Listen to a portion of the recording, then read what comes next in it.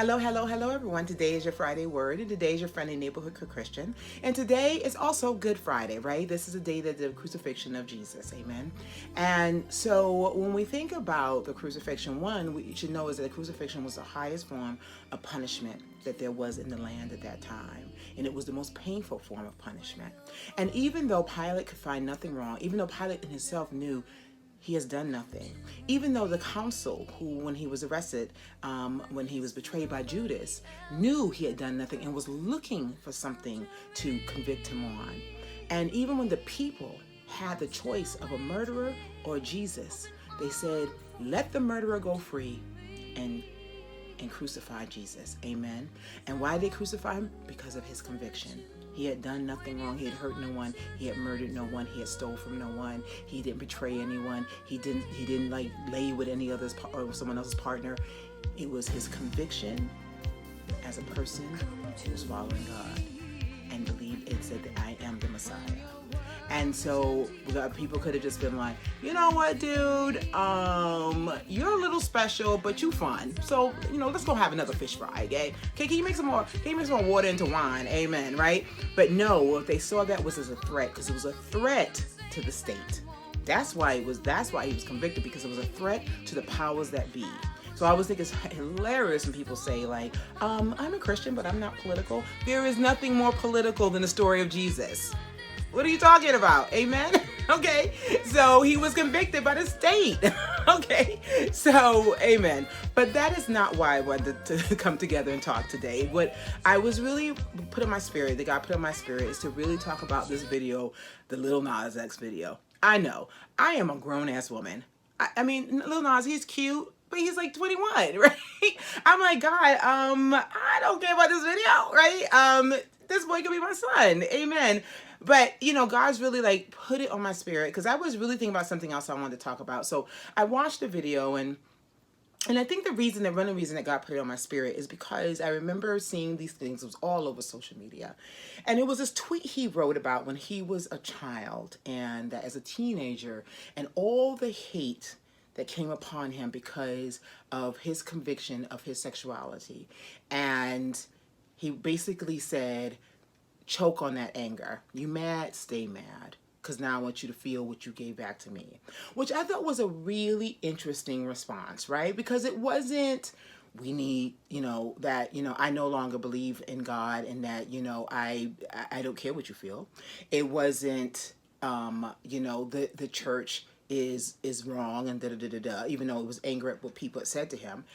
But it was really rooted in his pain. That's what I felt. And when I watched the video, the first thing I thought was, he's very pretty. And the second thing I thought was, like, I was very impressed with his pole skills. Okay, so we got those big, the stallion knees. Okay.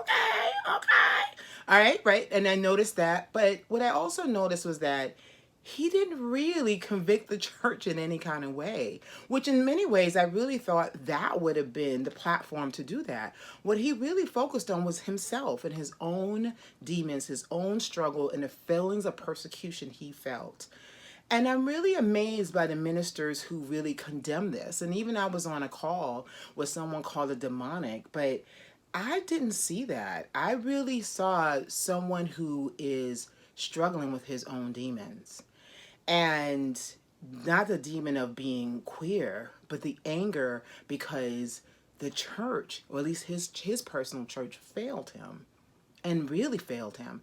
And I think it's sad, because here he is, this young man with this platform, what he could be talking about, what he could be sharing. Can you imagine what that would have looked like if he had been a young queer boy coming in a church that loved him as he is?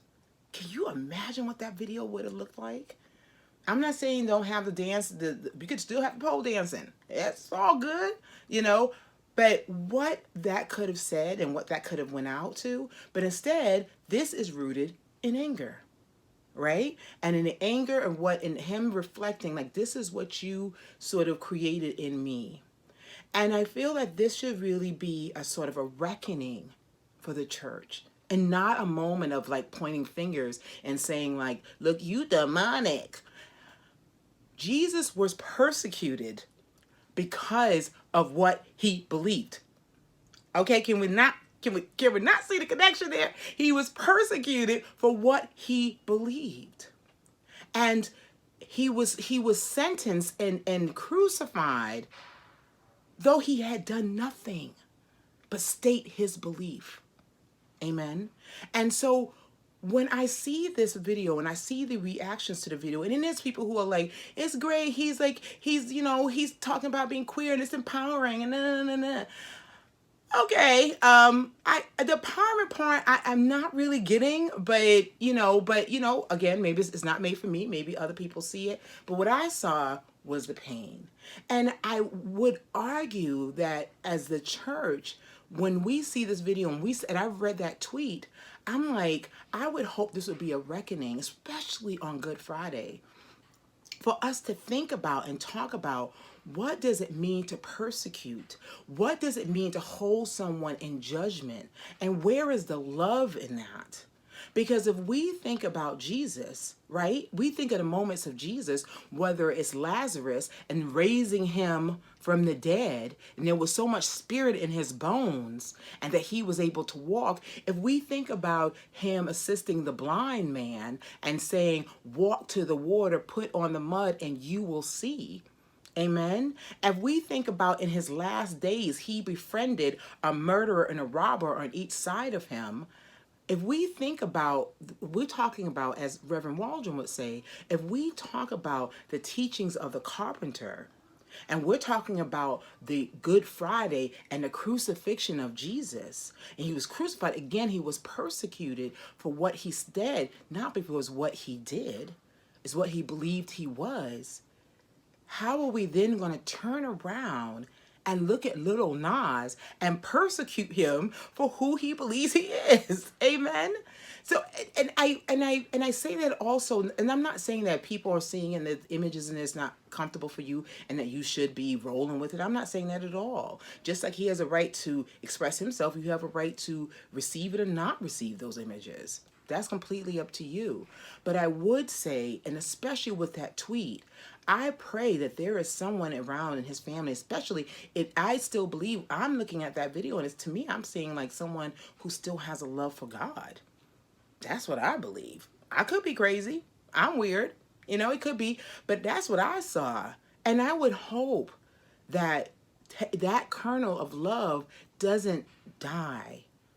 And it doesn't mean that means he has to change anyway about who he is, but that his reaction, that sort of anger, because that's living from the outside in, not from the inside out.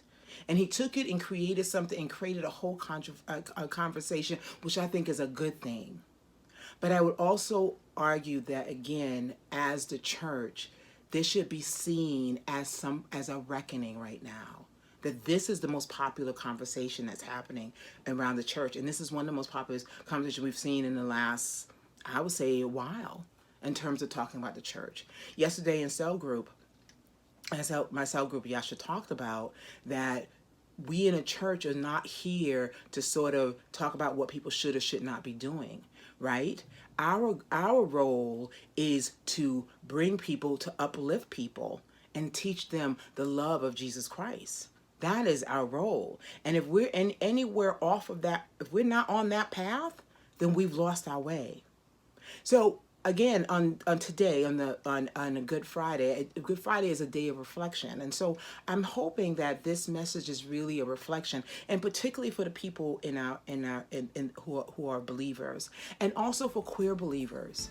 Like, don't let the church dictate your life with Jesus. I say it again. The church is made up of fallible people. Do not let them be your dictating voice. They're just people just like you, right? Some ministers who studied and went to theology, so they have a better understanding of the Bible than you. But they are not to dictate to you how you are to walk with God. That is for you to do. Don't let anyone else, and that includes me, don't let anyone else to dictate that to you. And don't let anyone else block your blessings. Be who you are. Stay in integrity. I'm out to everyone. I'm out to my church. I'm out to my family. Not because if my church didn't accept me, I love them, but peace, right? Because my job is to stay in integrity with God. And anything that does not is in line with that, Peace out. Amen. And so on this Good Friday, I hope these words are useful to someone. I hope someone who may be in a place of confusion. No matter what your identity is, whether it is your gender identity, whether it's your political identity, whether your racial identity, I don't care what it is. Don't let anyone else dictate your walk with God. Amen. So tomorrow there will be no prayer chat, but there will be a Good Friday prayer this at 7:30 today. The information will be above or below. If we don't hear you on the line, then hope to see you next week, and you have a beautiful Resurrection Sunday. Amen. Mwah. Bye.